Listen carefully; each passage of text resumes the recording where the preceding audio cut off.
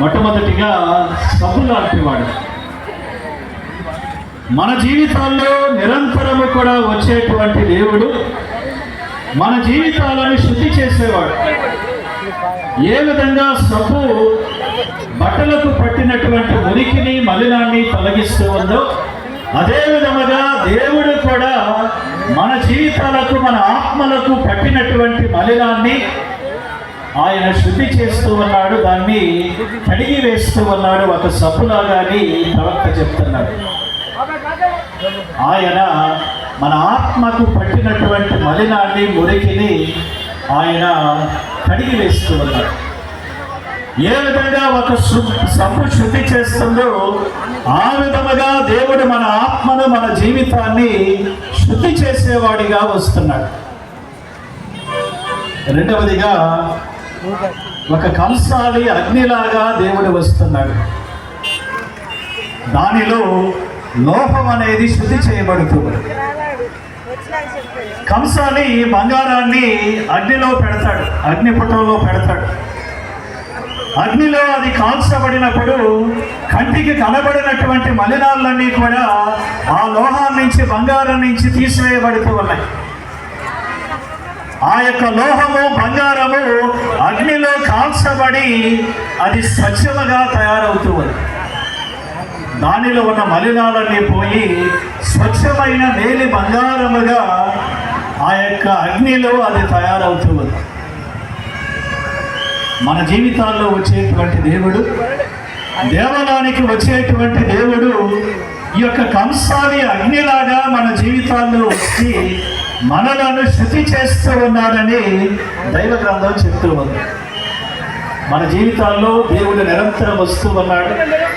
ఆ వచ్చేటువంటి దేవుడు మనలను శుద్ధి చేయటానికి, ఆత్మశుద్ధిని, హృదయ శుద్ధిని, ఆంతరంగిక శుద్ధిని మనకు దయచేయటానికి మన జీవితాల్లోనికి ఆయన వస్తూ ఉన్నాడు. అయితే శుద్ధి అనేది ఎక్కడ మనకు జరుగుతుంది? దేవుడు వస్తాడు, మన జీవితాలను శుద్ధి చేస్తాడు. అయితే ఆ జీవిత శుద్ధి ఎక్కడ జరుగుతుంది? మనందరం కూడా కథోలికులుగా ఇక్కడ చేరారు. మన ఆర్సిఎం సంఘంలో కథోలిక సాంప్రదాయంలో శుద్ధీకరణ అనేది ఎక్కడ జరుగుతుంది? తప్పకుండా పాప సంకీర్తన సంస్కారంలో శుద్ధీకరణ జరుగుతుంది. మన పాపాలు క్షమించబడి దేవుడు మళ్ళీ మన ఆత్మను శుద్ధి చేసి, మన ఆత్మను బంగారములాగా శుద్ధి చేసి పవిత్రమైనటువంటి ఆత్మలను దేవుడు మనకి ఇస్తూ ఉన్నాడు. కనుక ఇది అక్కడో జరగటం లేదు. దివ్య సంస్కారములో, పశ్చాత్తాప క్రియలో అది జరుగుతుంది. అయితే దీనితో పాటుగా దివ్య పూజా బలి అనేది మానవ జీవితాన్ని శుద్ధి చేసేటువంటి సంస్కారముగా దేవుడు మనకి ఇచ్చాడు. కానీ కథోలికులుగా శుద్ధీకరణ గురించి మనం ఆలోచించినప్పుడు మనం తప్పకుండా దివ్య పూజా బలి గురించి ఆలోచించాలి. దివ్య పూజా బలి మన జీవితాలకు మూలమైంది. దివ్య పూజ లేకపోతే కథోలికుడు అనేవాడు లేదు. ఎందుకంటే దివ్య పూజా బలి మన యొక్క దైవార్చనకు, ఆత్మీయ జీవితానికి అది ఆయువు పట్టు లాంటిది, అది పునాది లాంటిది. అది లేకపోతే మిగతాది ఏది కూడా లేదు. ఆ దివ్య పూజలోనే దేవుడు ఈ శుద్ధీకరణను మనకు కలుగ చేస్తూ ఉన్నాడు. దివ్య పూజా బలి కథోలికునికి శ్వాస లాంటిది. అది లేకపోతే కథోలికుడు చచ్చిపోయినట్లే. దివ్య పూజా బలి మన ఊపిరి, అది లేకపోతే కథోలికుడు చచ్చిపోయినట్లే. దివ్య పూజా బలి మన యొక్క గుండె లాంటిది. అది ఆగిపోతే కథోలికుడి యొక్క జీవితం ఆగిపోయినట్లే లెక్క. అటువంటి మూలమైన సంస్కారములోనే దేవుడు ఈ యొక్క శుభ్రతను, పరిశుద్ధతను, శుద్ధిని దేవుడు తన ప్రాణములు అర్పించను. మీరును మీ భార్యలను అట్లే ప్రేమింపు. ఆమెను వాక్కు చే కడిగి శుద్ధి చేసి పవిత్రపరచుటకు ఆయన ఇట్లు చేశారు. మచ్చ కానీ మడత కానీ మరేది కానీ లేకుండా ఆమెను తనకు దివ్యమైనదిగా సమర్పించుకున్నట్టు ఆమె పవిత్రముగాను నిర్దోషిగాను ఉండుటకు ఆయనట్లు చేశాడు. క్రీస్తు ప్రభు తన యొక్క భార్య అయిన స్త్రీ సభకు శుద్ధిని కలుగ చేస్తున్నాడు. తన భార్య అయిన స్త్రీ సభను ఆయన గాఢముగా ప్రేమించాడు. తన భార్య అయిన స్త్రీ సభలో మచ్చ కానీ ముడత కానీ ఉండకూడదు, దోషం అనేది దానిలో ఉండకూడదు. అందుకే తన భార్య అయిన స్త్రీ సభను మచ్చ కానీ ముడత కానీ మలినము కానీ లేకుండా నిర్దోషిగా చేయటానికి ఆయన ఏం చేశాడు? ఒక భర్తగా తను తాను శిలువలో బలియాగం చేసుకున్నాడు. తన యొక్క భార్య అయిన స్త్రీ సభను పాప మలినా నుంచి కడగటానికి, దానిలో ఉన్న మచ్చను తీసివేయటానికి, దానిలో ఉన్నటువంటి మడుతలను తీసివేయటానికి, దానిలో ఉన్న ప్రతి యొక్క అపరిశుద్ధతను అశుద్ధతను తీసివేయటానికి దాన్ని గాఢముగా ప్రేమించేటువంటి ఈ యొక్క క్రీస్తు ప్రభు తన్ను తాను బలి చేసుకున్నాడు. ఆయన వెళ్ళి నీళ్ళు పోసి కడగలేదు, ఆయన వెళ్ళి ప్రార్థన చేసి కడగలేదు, ఆయన ఎక్కడో తీర్థయాత్రకు తీసుకెళ్ళి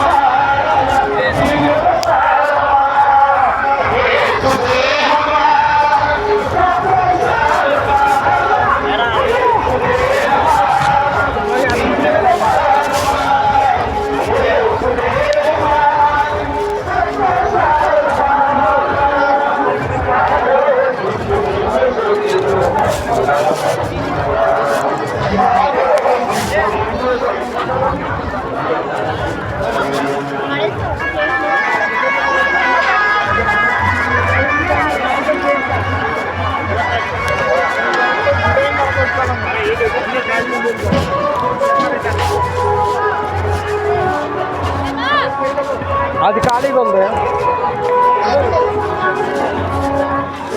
ఇది రెండు వచ్చింది.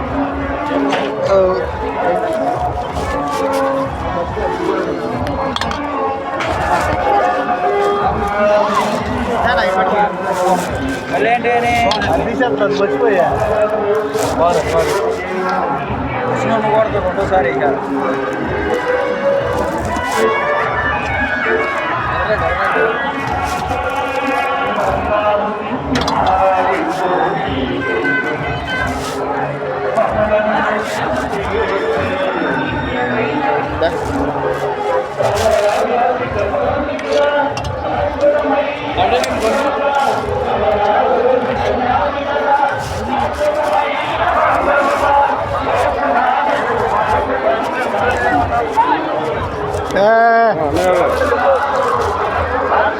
అంటే పండగ ఇటు వచ్చింది అనమాట. ఇక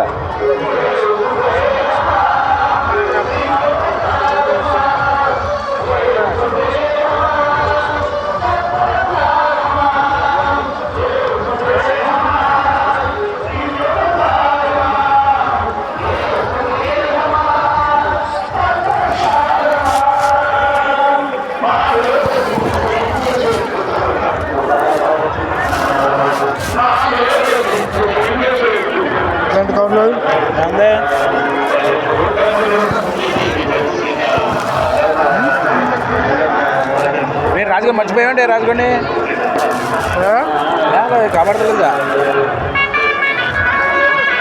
అన్నీ కొద్దిగా ఉంది రాక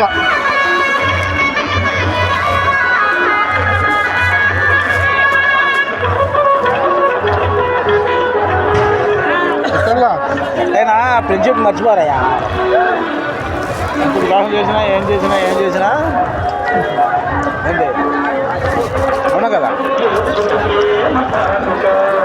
ముద్రేనాడు ముద్రేనా ముగ్గురు కాకుండా ఎక్కడ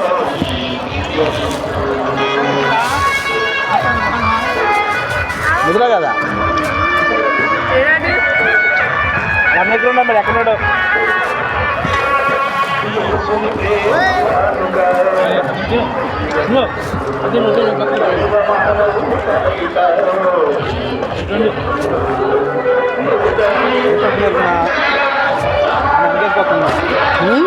ఏ తప్పు జరిగినా ఆయన నన్నేసుకొస్తున్నాను.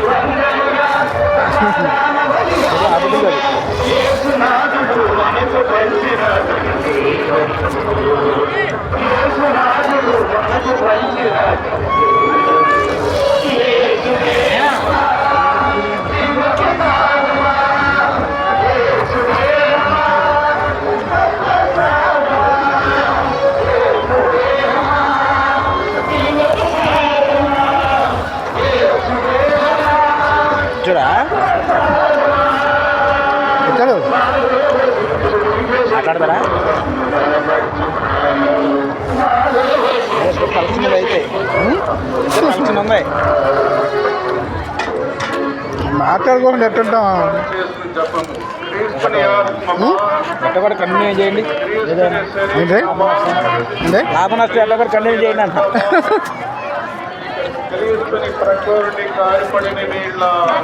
లాభ నష్టం ఎట్ట కూడా కంటిన్యూ చేయండి అంటున్నా.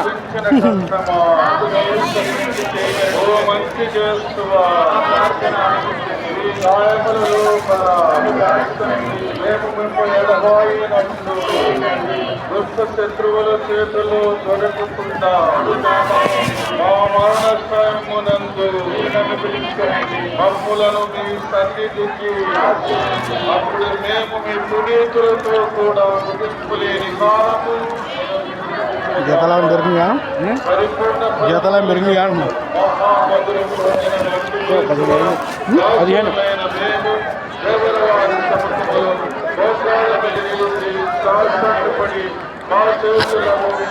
పర్మనెంట్ అవకాశాలు ఉన్నాయా మరి దేవుడి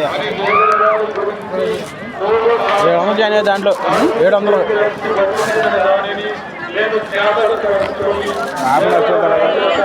చేతనట్టే చెయ్యాలి.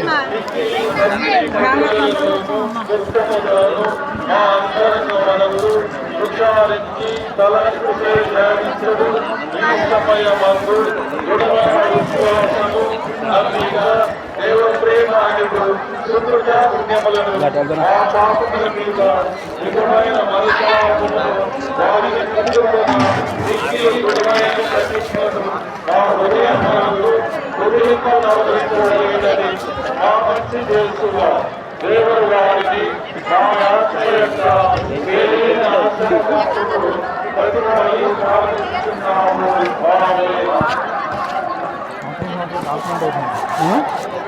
ప్రార్థిస్తున్నాము.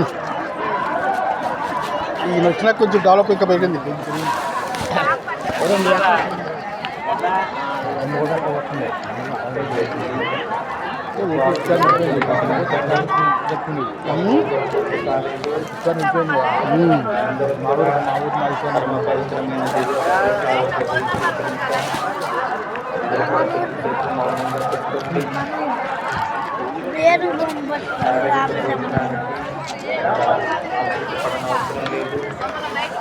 ఏ టైంకి వెళ్ళినా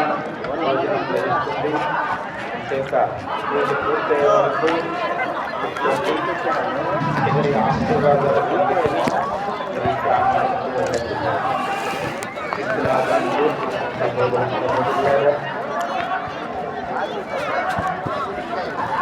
తెలుగు భారత మహోత్సవం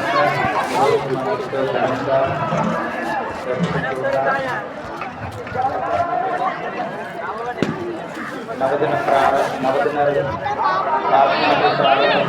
నుండి ఈరోజు వరకు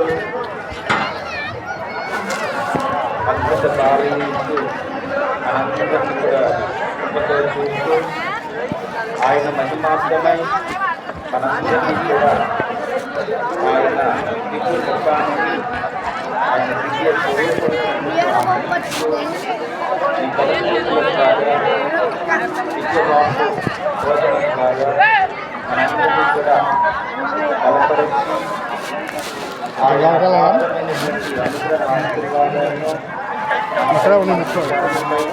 కుటుంబాలపై మన బిడ్డలపై భారంగా కూడా తీసుకున్న నెలకొని ఉన్న ఆర్థిక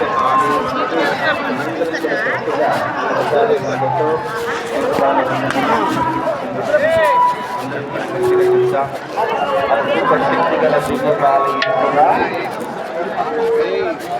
మేము ఆరాధిస్తున్నాము. మా మీద దయచేయండి, నన్ను దీవించండి.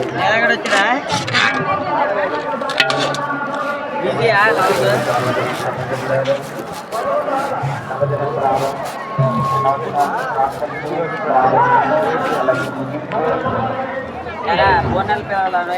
వేడుకలు ఆరంభం కూడా మన భౌతిక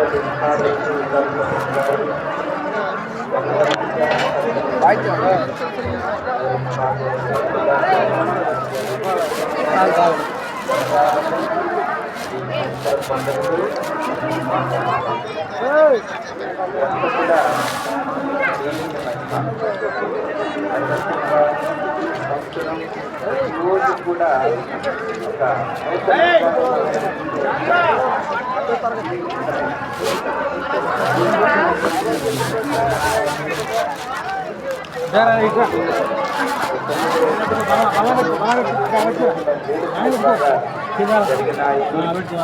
కూడా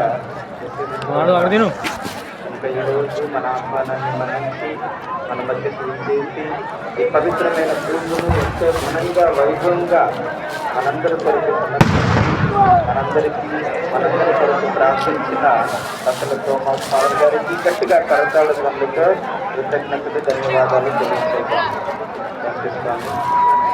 అలాగే అందరికీ చాలా సుపరిచితులు ఎన్నో సంవత్సరాలుగా మన మధ్యకు వస్తూ ఉన్నారు. శిలాఫలకం మీద వాళ్ళ గారి పేర్లు చిరస్మరణంగా ఉంటుంది. ముఖ్యంగా బహుమాన కోట, స్థలాలు వీటన్నిటి మీద వాళ్ళ గారు వల్లే విజయభూషణ గారు మరి పాల్ గారు నేను ఫోన్ చేసి మహోత్సవానికి కమిటీగా ఎంతో దైవ వాక్యాన్ని బోధించగలిగిన గురువు ఎవరు అని నేను ఆలోచన చేసినప్పుడు జోస్లో పాల్ గారు నాకు కలపడం చేశారు. ఎందుకంటే పాల్ గారు చాలా భక్తిగా ఉంటారు, అందరికీ ఆదర్శంగా ఉంటారు, మార్గదర్శకులుగా ఉంటారు. గురువులకు చక్కని ఆదర్శం, చాలా సుమాత్రిగా ఉంటారు. సాంబారు అదే పక్క పెడితే సరిపోయింది. సాంబార్ కూడా అది పెట్టేశారనుకోండి మొత్తం లైన్ వెళ్ళిపోతారు. అటు ఇటు అనేప్పటికీ